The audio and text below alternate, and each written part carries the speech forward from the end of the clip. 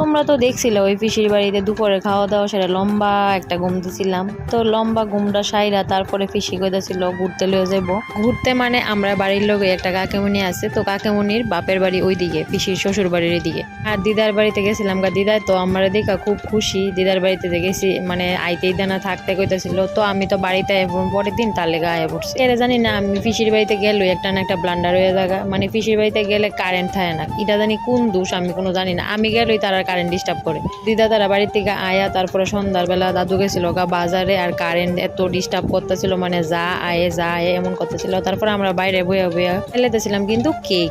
তো তাইলে আমি খাইতেছি, তারপর তাই আবার আমার কইতেছে নিজে পারে না প্যাকেটটা খুলতো, তারপরে কইতেছে বদ্দি এটা খুললা দে। কিন্তু আমি আমার বোনেরও প্যাকেটটা খুললা দিলাইছি, আর আমরা 3 বোন বইয়া বইয়া বাইরে টিফিন করতেছিলাম। ওটাই গরম আছিল মানে বলার বাইরে। তো কারেন্ট অক্ষণে আছে তো তখনই নাই, এমন আর কি। জানো তো পিসির বাড়িতে গেলে না পিসির শ্বশুর শাশুড়ি মানে দিদা দাদু তারাও আমরা দেখলে খুব খুশি, মানে খুবই আদর করে দিদা দাদু। আমার বোন তারা তো আমরা পাইলে আর কারো বাড়ির জানা, আমরা তো তারা বাইতে তারা বাড়ির লোকের মানুষে কয়েছে তার বুদ্ধি আইছে ওখানে তোমরা লোক কথা কইতাম। তারপরে কিন্তু আমার পিসি কইতাছিল যে পেঁয়াজ কাটতে দিলাইতাম আর কিছু রান্নার লেগা, আর কিছু হইছে চানাচুর মাখা করবো। কিন্তু আমি বইয়া গেছি এদিকে পেঁয়াজ কাটনের লেগা, আর পিসি কিন্তু রান্না করে লেতেছিল সাইডে চুলার মধ্যে। জানো তো রাত্রে আরেকটা স্পেশাল রান্না হইব, তো কি রান্না হইব এটাও তোমরা কমু, তোমরা দেখতে থাকো পুরো ভিডিওটা। এদিকে কিন্তু আমরা টিফিন করে লেতেছিলাম সবাই মিললা, আর গল্প তো চলছই। তারপর এদিকে পিসি আমারে মাইখা দিলেতেছিল চানাচুর আর পেঁয়াজ দিয়ে সেটা। তো আমার বোন ওইদিকে আয়া পড়ছিল রান্না করে, মানে রান্নাঘর বলতে তারা শুধু এটার মধ্যে রান্না করে। আচ্ছা তোমরা তো আমার ভিডিওটি দেখো, তো সুন্দর করে ছোট্ট একটা কমেন্ট করে যাইলে তো আমার অনেকটাই ভালো লাগে আর অনেকটাই খুশি হই। জানো তো তোমরা এই কমেন্টটি দেখলে না অনেকটা পরিমাণে খুশি লাগে।